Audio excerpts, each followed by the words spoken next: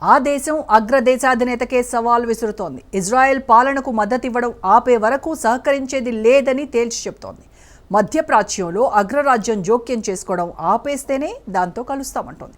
కానీ అందుకు ట్రంప్ మాత్రం ససేమిరా అంటున్నారు. తాను చెప్పినట్టే వినాలని హెచ్చరికలు జారీ చేస్తున్నారు. ఇంతకీ ట్రంప్కు వార్నింగ్ ఇచ్చిన ఆ నేత ఎవరు? అగ్రదేశంతో కయ్యానికి కాలుదూతున్న ఆ దేశం ఏంటి? అగ్రరాజ్యానికి ఇరాన్ అధ్యక్షుడి సవాల్. ఇజ్రాయెల్కు మద్దతివ్వడం ఆపండి, జోక్యం ఆపేస్తేనే కలుస్తామన్న Khamenei. Iran supreme leader Ayatollah Ali Khamenei అమెరికాను ఉద్దేశిస్తూ కీలక వ్యాఖ్యలు చేశారు. ఇజ్రాయెల్ పాలనకు మద్దతివ్వడం ఆపే వరకు యుఎస్కు సహకరించేది లేదని తేల్చి చెప్పారు. టెహరాన్లో విద్యార్థులతో జరిగిన సమావేశంలో మాట్లాడుతూ ఖమేనీ ఈ వ్యాఖ్యలు చేశాడు. ఇరాన్ సహకరించాలని అమెరికన్లు కోరుకుంటున్నారని ఖమేనీ అన్నారు. అయితే ఇజ్రాయెల్ పాలనకు మద్దతివ్వడం పూర్తిగా ఆపేసేంత వరకు యుఎస్కు ఇరాన్ సహకరించదు అన్నారు. స్థానిక స్థావరాలు తొలగించడంతో పాటు మధ్యప్రాచ్యంలో అగ్రరాజ్యం జోక్యం చేసుకోవడం ఆపేస్తే దానితో కలుస్తామన్నారు. ఈ సందర్భంగా వాషింగ్టన్ అహంకారంతో వ్యవహరిస్తోందని ఆయన ఆరోపించారు. అమెరికాతో అణు చర్చలు తిరిగి ప్రారంభించడానికి తొందరపడటం లేదని ఇరాన్ విదేశాంగ మంత్రి అబ్బాస్ అరాగ్చి ఇటీవల తెలిపారు.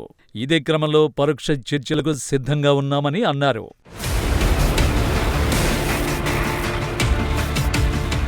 తమ నియంత్రణలో ఉన్న రఫా ప్రాంతంలోనే 200 మంది హమాస్ ఉగ్రవాదుల్ని వదిలిపెట్టమని ఇజ్రాయెల్ ప్రధాని బెంజమిన్ నెతన్యాహు తెలిపారు. వారికి ఎలాంటి సురక్షిత మార్గం ఉండబోదని ప్రధాని కార్యాలయం ఓ ప్రకటనలో తెలిపింది. ఈ సందర్భంగా హమాస్ను నిరాయుధీకరణ చేసేందుకు నెతన్యాహు కట్టుబడి ఉన్నట్లు వెల్లడించింది. ఆయుధాలను వదిలేయడానికి అంగీకరిస్తే హమాస్కు సురక్షిత మార్గాన్ని అందించేందుకు ఇజ్రాయెల్ అంగీకరించే అవకాశాలు ఉన్నాయంటూ స్థానిక మీడియాలో కథనాలు వెలువడ్డాయి. దీంతోపాటు మిగిలిన బందీల మృతదేహాలను అప్పగిస్తే రెడ్ క్రాస్ వాహనాల్లో ప్రత్యేక కారిడార్ నుంచి హమాస్ ఫైటర్లను తరలించే సాధ్యాసాధ్యాలను మధ్యవర్తులు చర్చించినట్లు అల్ జజీరా వార్తా సంస్థ తెలిపింది. అయితే ఈ కథనాలను ఇజ్రాయెల్ ప్రభుత్వాధికారులు తీవ్రంగా ఖండించారు. ఇవి పూర్తిగా అసంబద్ధమైనవని ఆ దేశ ఆర్థిక మంత్రి బెజలెల్ స్మోట్రిచ్ ఎక్స్లో రాసుకొచ్చారు. ఈ విషయంపై జాతీయ భద్రతా మంత్రి ఇటిమర్ బెన్గ్వీర్ నెతన్యాహుతో సంప్రదింపులు జరిపారు. 200 మంది హమాస్ ఉగ్రవాదులను చంపాలని లేదా జైల్లో పెట్టాలని డిమాండ్ చేశారు.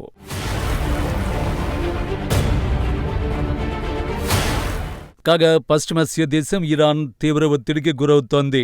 అమెరికా అధ్యక్షుడు డొనాల్డ్ ట్రంప్ నుంచి గరిష్ట ఒత్తిడిని ఎదుర్కొంటుందని చెప్పాలేమో. అమెరికా అధ్యక్షుడిగా ట్రంప్ వైట్ హౌస్ కు మళ్లీ తిరిగొచ్చాడు. పదవీ బాధ్యతలు స్వీకరించిన ట్రంప్ చేసిన మొదటి యాక్షన్ ఏమిటో తెలుసా? ఇరాన్పై గరిష్ట ఒత్తిడి విధానాన్ని ట్రంప్ తిరిగి ప్రారంభించాడు. అణ్వాయుధాలను ఇరాన్ తయారు చేయకుండా అడ్డుకోవడమే ఈ గరిష్ట ఒత్తిడి వ్యూహం. ఇరాన్తో ఒప్పందాన్ని కుదుర్చుకునేందుకు రెడీ అంటూ ట్రంప్ తన వైపు నుంచి గ్రీన్ సిగ్నల్ ఇచ్చాడు. ఆ ఒప్పందం ఏంటంటే ఇరాన్ అణ్వాయుధాలు తయారు చేయకుండా ఉండడమే. ఇరాన్ నుంచి అమెరికా అధ్యక్షుడు కోరుకుంటున్నది అదే.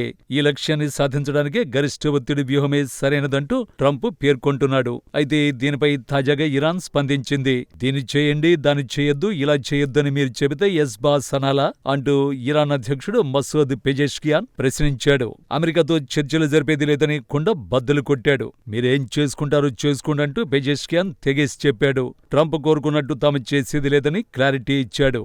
అమెరికా ఒత్తిడికి ఇరాన్ తలొగ్గేది లేదని తేల్చి చెప్పేశాడు. ఇది అమెరికా ఊహించని పరిణామం.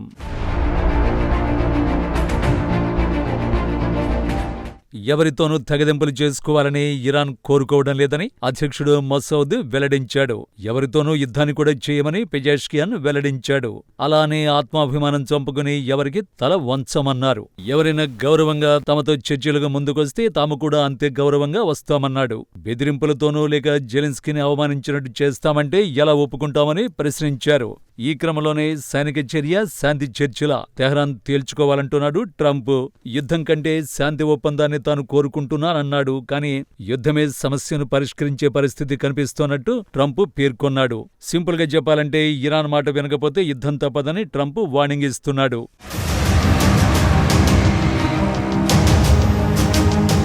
Iran supreme leader Ayatollah Ali ఖమేనీకి ఓ లేఖ పంపినట్టు ట్రంప్ చెప్పాడు. ఎమిరేటీ ప్రతినిధి బృందం ద్వారా త్వరలో ఆ లేఖ తెహరాన్లో అందజేయబడుతుందని అన్నాడు. అధ్యక్షుడు ట్రంప్ పంపిన ఆ లేఖను ఇరాన్ పెద్దగా పట్టించుకోకపోవచ్చు. ఎందుకంటే ట్రంప్ వార్నింగ్ పై Iran supreme leader Ayatollah Ali Khamenei స్పందించారు. కొన్ని బెదిరింపుల ప్రభుత్వాలు చర్చలకు పట్టుబడుతున్నాయని ఖమేనీ పరోక్షంగా ట్రంప్ను ఉద్దేశించి ప్రస్తావించారు. అది చర్చల్లో ఆధిపత్యానికి తప్ప సమస్యల పరిష్కారానికి కాదని సుప్రీం లీడర్ తేల్చేశాడు. ఒకవేళ చర్చలకు అంగీకరించిన అమెరికా కొత్త డిమాండ్లు లేవనెత్తుతుందని ఖమేనీ ఆరోపించాడు. ఆ డిమాండ్ కూడా ఖచ్చితంగా ఇరాన్ రక్షణ సామర్థ్యాలకు సంబంధించినవేనని తేల్చేశాడు. వాటిని తెహరాన్ ఎన్నటికీ అంగీకరించదని సుప్రీం లీడర్ స్పష్టం చేశాడు. అంతర్జాతీయంగా ఇరాన్కు ఉన్న పరువును తాకట్టు పెట్టబోమన్నాడు. ఆ వ్యక్తిని కలవద్దు, ఈ ప్రదేశానికి వెళ్లొద్దు, ఆ వస్తువు ఉత్పత్తి చేయొద్దని తమనెవరూ ఆదేశించలేరని ట్రంప్కు చురకలంటించాడు. ఈ క్రమంలోనే టెహరాన్లోని అణుశక్తి సంస్థను ఇరాన్ అధ్యక్షుడు మసూద్ పెజెష్కియాన్ సందర్శించారు. ఈ సందర్భంగా పెజెష్కియాన్ దేశ అణుశాస్త్రవేత్తలు, అధికారులతో సమావేశమయ్యారు. టెహరాన్ తన అణు సౌకర్యాలను పునర్నిర్మించుకుంటుందని, ఇంకా ఎక్కువ శక్తితో వాటిని తిరిగి నిర్మిస్తామని చెప్పారు. ఎన్ని భవనాలు, కర్మాగారాలు ధ్వంసమైనా తాము వాటిని పునర్నిర్మిస్తామని, ఈసారి మరింత బలంగా ఉంటామని ఆయన వెల్లడించారు. ఇరాన్ అణు కార్యక్రమం ఆయుధాల కోసం కాదు, శక్తి, వైద్యం, మానవ అవసరాల కోసమేనని పెజెష్కియాన్ పునరుద్ఘాటించారు. కాగా జూన్లో అమెరికా, ఇజ్రాయెల్ అనేక ఇరానియన్ అణు కేంద్రాలపై దాడి చేశాయి. దాడి అనంతరం అమెరికా మాట్లాడుతూ ఈ కేంద్రాల్ని అణ్వాయుధాలను అభివృద్ధి చేయడానికి ఉపయోగిస్తున్నారని పేర్కొంది. అయితే ఇరాన్ తన కార్యక్రమాన్ని పూర్తిగా శాంతియుతంగానే కొనసాగిస్తోందని చెప్పింది. అమెరికా, ఇజ్రాయెల్ దాడుల్లో అనేక మంది ఇరానియన్ శాస్త్రవేత్తలు, అధికారులు మరణించారు. ఈ దాడిలో యురేనియం సుసంపన్న కర్మాగారాలకు గణనీయమైన నష్టం వాటిల్లిందని పలు నివేదికలు పేర్కొన్నాయి. ఇరాన్ ఇజ్రాయెల్పై 500 కంటే ఎక్కువ బ్యాలిస్టిక్ క్షిపణులు, 1100 డ్రోన్లను ప్రయోగించింది. ఈ దాడిలో 32 మంది మరణించారు, 3000 మందికి పైగా గాయపడ్డారు. ఇరాన్ ధ్వంసమైన తన అణు కేంద్రాలను తిరిగి ప్రారంభించడానికి ప్రయత్నిస్తే అమెరికా కొత్త దాడుల్ని ప్రారంభిస్తుందని యుఎస్ అధ్యక్షుడు డొనాల్డ్ ట్రంప్ హెచ్చరించారు.